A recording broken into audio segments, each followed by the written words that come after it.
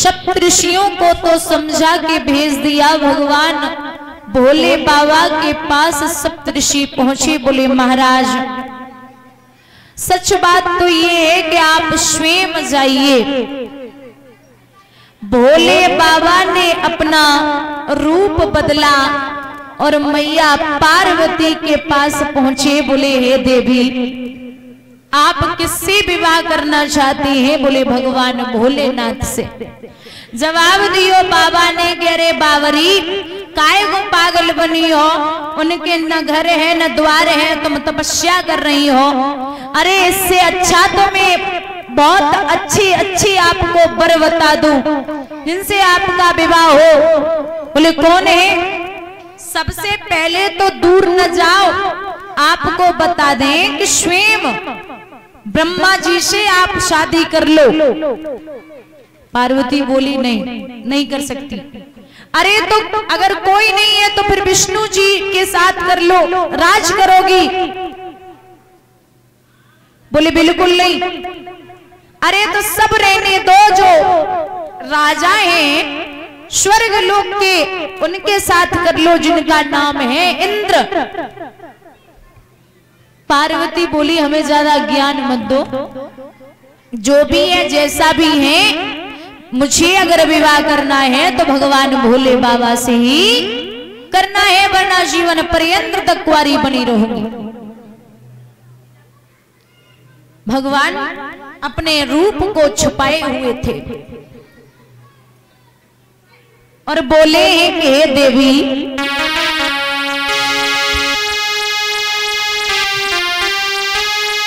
कैसे नंगा भिखमंग कैसे और तुम शादी करना चाहती हो? माँ बाप के जिसको पता नहीं शमशान में रहना चाहती हो। माँ बाप के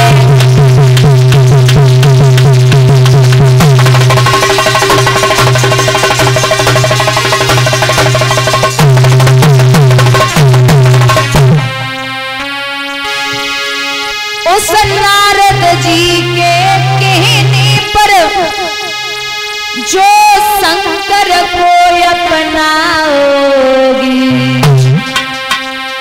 वो जोगिन तुम्हें बनाएगा, तुम घर घर अलग जलाओगी। वो जोगिन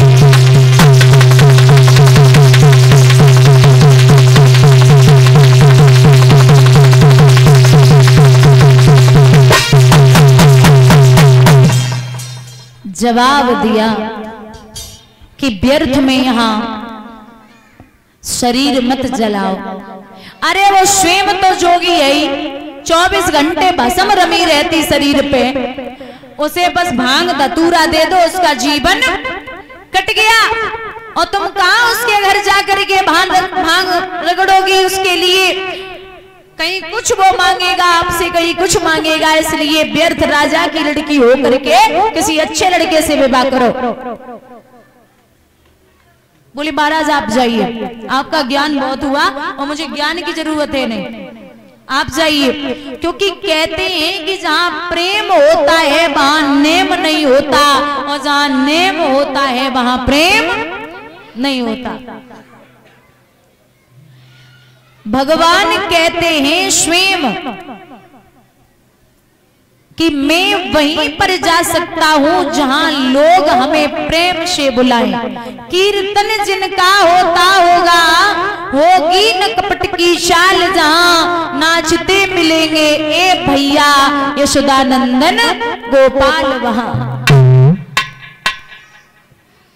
भगवान ने प्रेम के बंधन में 56 प्रकार के भोजनों को दुर्योधन के यहाँ पर नहीं खाया, और दादा विदुर के यहाँ पर भगवान रूखे साग का भोग लगाने पहुंच गए।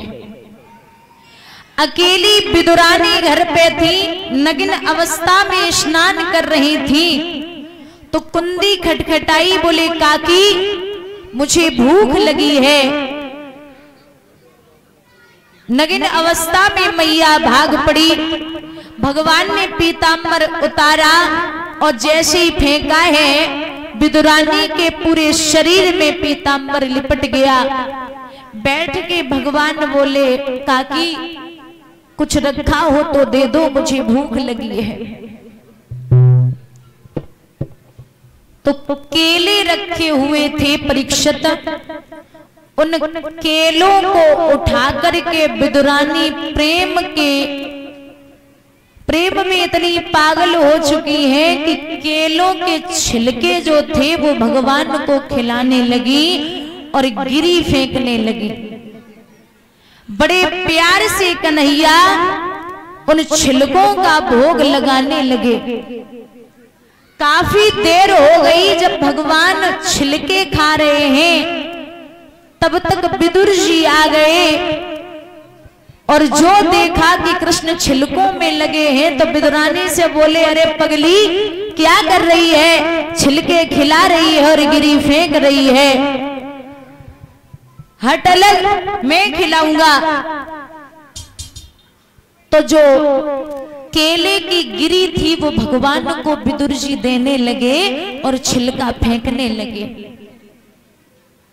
बड़े प्यार से कन्हैया उस गिरी को खाने लगे।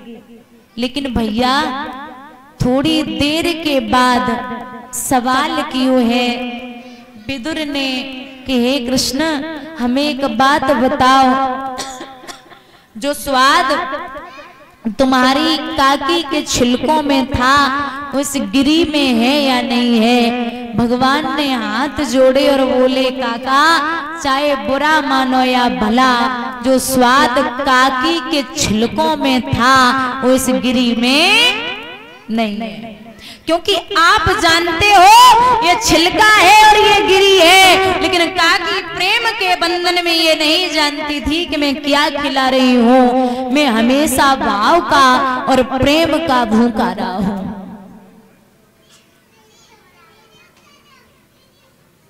आज साक्षात भोले बाबा अपने रूप में आकर के बोले हैं कि हे देवी आप जाइए, निश्चिंत होकर के चिंता ना करो। और बोले अब